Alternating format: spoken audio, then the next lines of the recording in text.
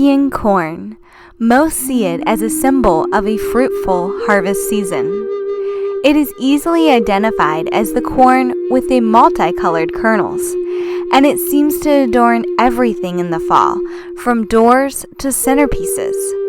How is this colorful corn different from other varieties? Is it grown for the sole purpose of looking nice next to gourds, pumpkins, and scarecrows? Or is it actually able to be eaten? Did you know that corn does not naturally appear in the wild? It came into existence by human intervention from a form of wild Mexican grass.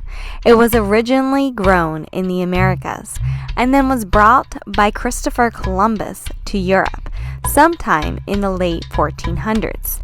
Then, thanks to other great explorers and traders, corn soon made its way around the world. The early colonists were taught how to grow corn in the Americas from the Native Americans, and it became a dietary staple for them.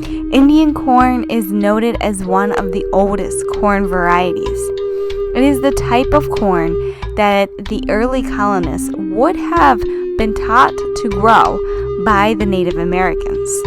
So, to answer our earlier question, you can eat Indian corn.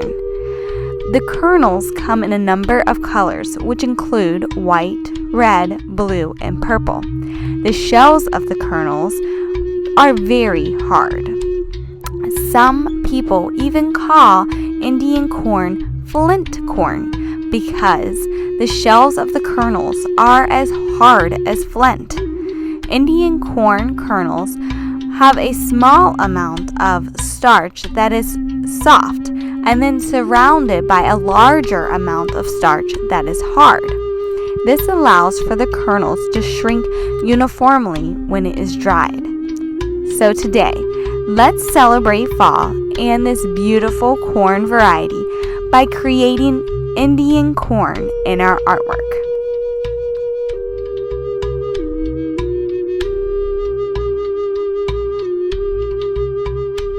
For this project, you will need a piece of watercolor paper, a permanent marker, you can use whatever size you're comfortable with, and watercolor pencils, as well as your regular drawing pencil.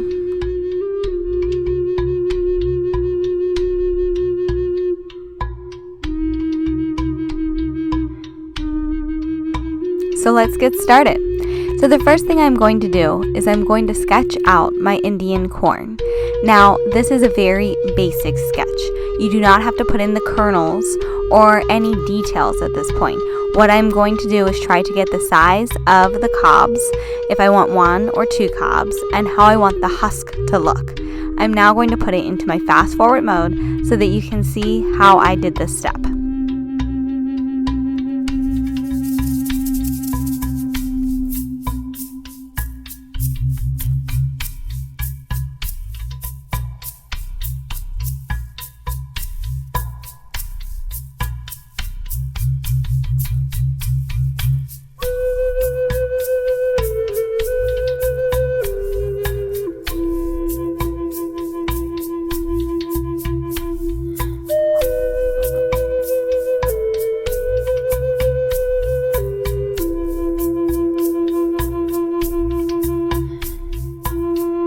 Next, I will use my permanent marker to go over all of my sketch lines as well as add in a few extra lines, like the lines that show the folding in the husk of the corn or the kernels themselves.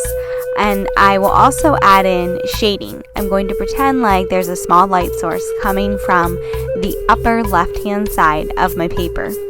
And so as I go throughout, I will add in these marks of texture on the husk and the kernels, and I will also darken in between the kernels, all with my permanent marker. And I will add that shading in, like I said. Now, your shading is something that I know some of you may not be comfortable with at this point in time, and so it is optional. I just thought it gave it a nice little touch, and so I decided to add it in. This essentially will look like a pen and ink drawing when you are finished this step. So again, this second step is going over everything with the permanent marker and adding the details of the fold in the husk and the kernels, as well as if you want to add any shading.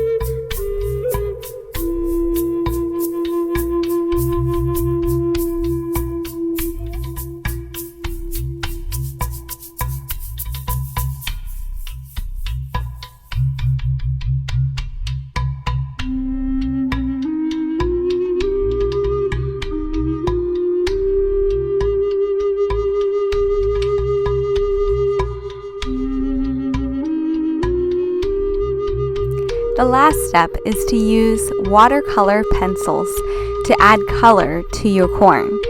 You use watercolor pencils just like you would a colored pencil. There are other ways to use it, but today's video we are just going to use it like we would a regular colored pencil. So you color your corn like you would if you were coloring it with a regular colored pencil. Then you grab some water and a clean brush and a paper towel, and you go over each individual spot like you're painting it with water. Now you can't go over everything all at once with your water. You must go over each color individually with your water and clean your brush in between.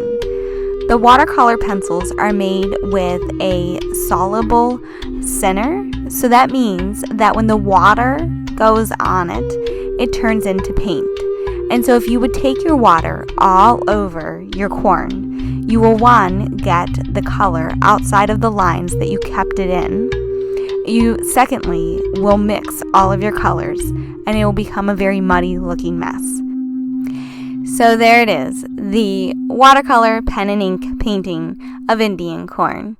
If you like this video, be sure to press the thumbs up and subscribe. Thank you so much for watching.